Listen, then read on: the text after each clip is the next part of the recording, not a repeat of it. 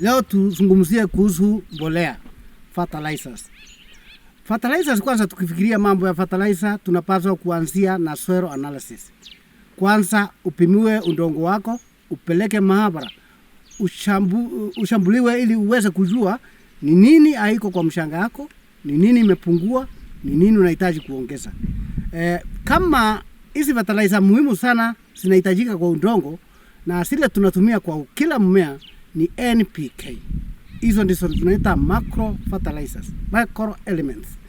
NPK inamaanisha nitrogen, phosphorus na potassium.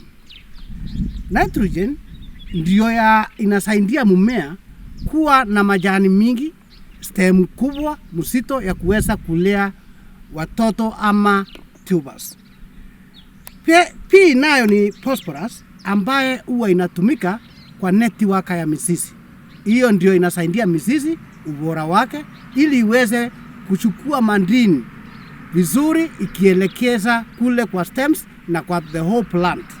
Alafu nayo potassium ambayo ni K inatumika kwa ubora wa flower, ubora wa matunda ama tubers.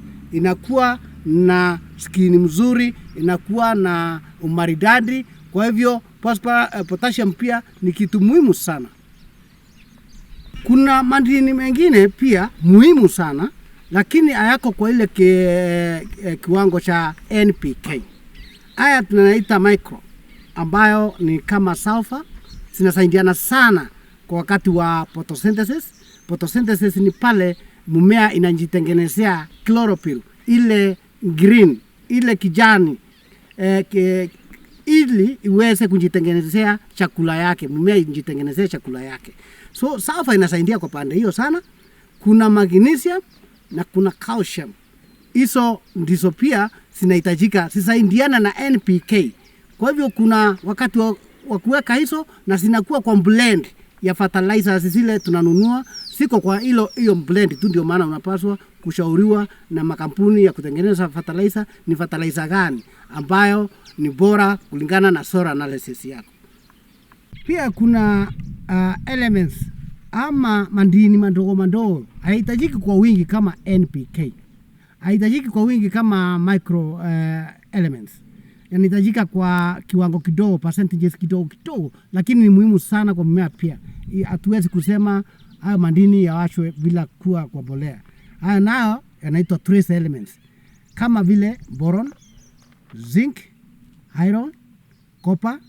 Haya madini ingawaje ni madogo sana, yanahitajika udongo, yakikuwa hayapo pia yataleta shida kwa mmea. Itakuwa inabadilika rangi, unaona mmea iko na njano, iko na brown, iko na rangi haipendezi, na pia quality ya tubers itakuwa tofauti. Inaweza kuwa na cracks kwa sababu ya kukosa hizo trace elements.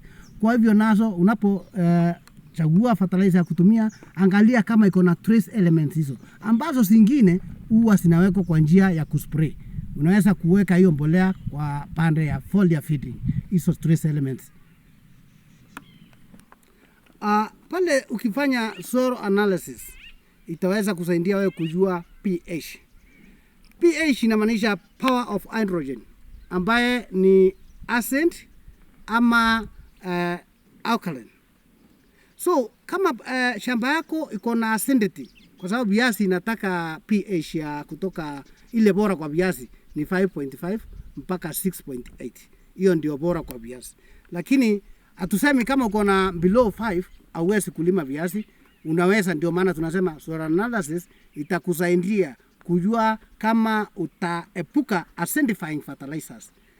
Kuna zile fertilizers kuna acid mingi. Kwa hivyo hizo unasiepuka, na makampuni ya fertilizer yametengeneza fertilizer zile zinakufaa wewe. Kama shamba yako haitaki acidifying fertilizers, kuna ile utashauriwa ya kutumia na itaweza kumbalance mshanga yako. Na pia kama uko na huko juu, uko above 6.8, pia kuna zile fertilizer utashauriwa utumie ambazo zitambalance, kama vile lime huwa ina balance soil pH. Kama ilikuwa acid ama ilikuwa alkaline, kama ilikuwa acidic, lime itambalance, itapanda juu.